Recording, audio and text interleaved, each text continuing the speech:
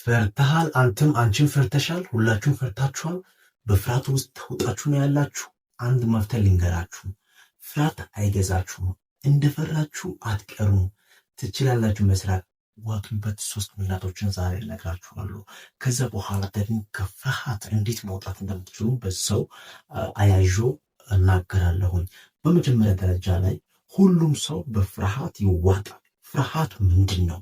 ፍርሃት ማለት እውነት ያልሆነ አይምሯችን የሳለው ምናባዊ የሆነ ሊሆን ይችላል የሚል ነገር ነው እንጂ የሆነም አይደለም የሆነም አይደለም ያልሆነውም አይደለም ሊሆን ይችላል ብሎ አይምሯችን የሳለው ነገር ምንድን ነው የሚባለው? ፍርሃት ነው የሚባለው።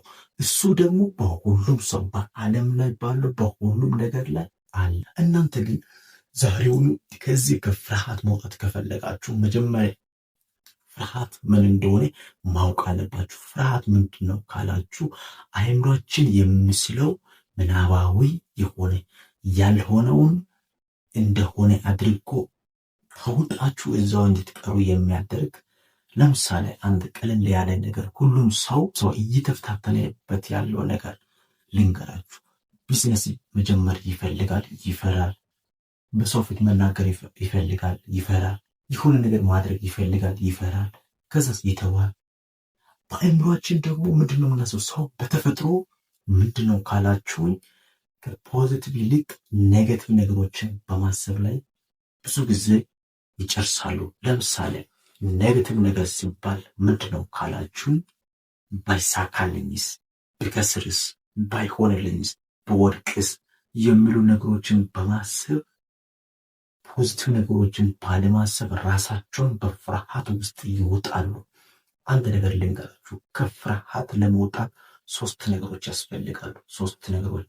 ያስፈልጋሉ። አንደኛ ፊት ለፊት መጋፈጥ፣ ሁለተኛ ድግግሞሽ፣ ሶስተኛና አስፈላጊው ደግሞ ምንድነው? ትናንሽ እርምጃዎችን መውሰድ። ፊት ለፊት መጋፈጥ ማለት ምንድነው? ፍርሃት ምንድነው መጀመሪያ ማወቅ። ፍርሃት እኮ ያልሆነ ሊሆንም ላይሆንም የማይችል ሊሆንም ይችላል ላይሆንም ይችላል 50-50 የሆነ ነገር ነው። ስለዚህ ፊት ለፊት መጋፈጥ አለብን። ሁለተኛውና አስፈላጊው ነገር ምንድነው? ትናንሽ እርምጃዎችን መውሰድ። ትናንሽ እርምጃዎችን ሲባል ዛሬ የሆነ ነገር ማለት ለምሳሌ ቪዲዮ መቀረጽ ከፈራችሁ ቮይስ ብቻ ወይም ደግሞ ድምፅ ብቻ ቀርጻችሁ መታው። ከዛ በኋላ እየደጋገማችሁ በሄዳችሁበት እርምጃውን እየወሰዳችሁ በሄዳችሁት ቁጥር ፍርሃት ከእናንተ እየራቀ ይመጣል። ሶስተኛው ነው ዋነኛው ምንድነው? ድግግሞሽ። ደጋግማችሁ አንድ ነገር ባደረጋችሁት ቁጥር አይምሯችሁ ያ ነገር በፍርሃት ትቶ እየለመደ ይመጣል። ከዛ በኋላ